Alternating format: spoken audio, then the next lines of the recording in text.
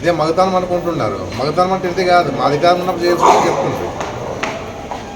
మేము ఏనాడు కూడా ఏది కూడా ఎంకరేజ్ చేయలేము. మనం ఎవరు కూడా మెసేజ్లు పెట్టేది సంపుతాం చూడండి. ఎంతమంది చంపుతారే? ఎంతమంది చంపుతారు వీళ్ళు? ఎంతమంది మీద దౌర్జన్యం చేస్తారు? ఈ విధంగా చేసుకుంటున్నారు. ఎంత ఊరికే భయం పెడదామని ఎవరు భయపడేవాళ్ళు లేరు. ఏదున్నా కూడా మా వాళ్ళు ఎప్పుడూ భయపడరు.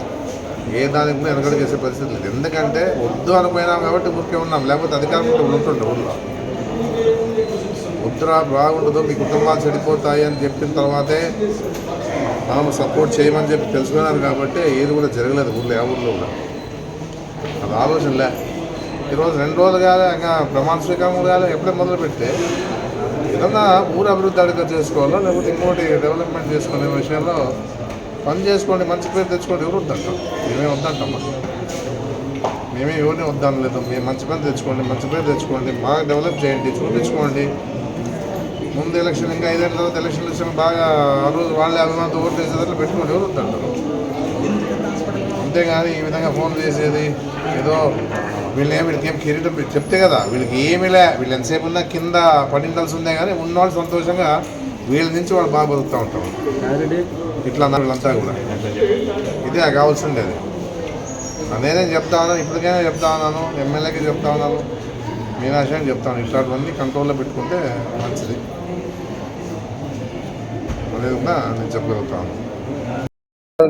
మేము మొగులతో పండుకోవాలి, మాతో పండుకోవాలని చెప్పే పరిస్థితి చేస్తూ ఉన్నారు. డిఎస్పీ గారు కూడా చెప్పినాను. మరి ఏ విధంగా చర్య తీసుకుంటారు చూడండి. డిపార్ట్మెంట్ నమ్ముకొని, పోలీస్ డిపార్ట్మెంట్ నమ్ముకొని పేదోడు ఉన్నారు. ఏది జరిగినా జవాబుదారితనం పోలీసు వాళ్ళే ఉంటారు సార్. ఎందుకంటే చాలా బాధపడుతున్నాం. ఎందుకంటే మేము అధికారం అనుభవిస్తాం, ఏ రోజుకి అలాంటి చేయమని చెప్పలేము.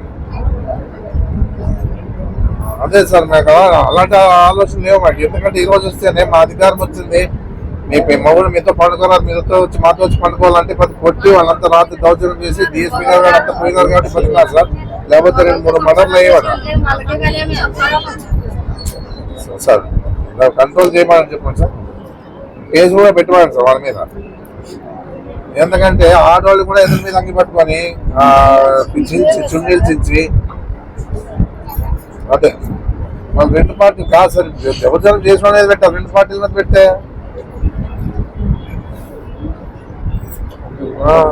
వీడియో మనతో వీడియో తీసినారు సార్. రాళ్ళు, గొడవలు, సీసాలు సార్ వీడియో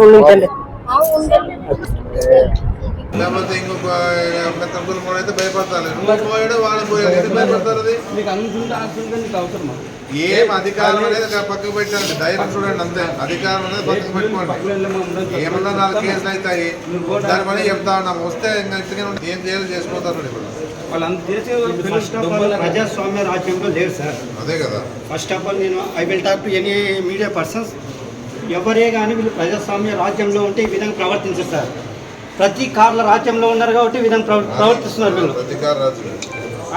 గత 5 సంవత్సరాల నుంచి ఏ రోజు ఇలాంటి జరిగిన సందర్భం మేము చూడలేదు సార్. ఎందుకు సార్ వీళ్ళ పాలన?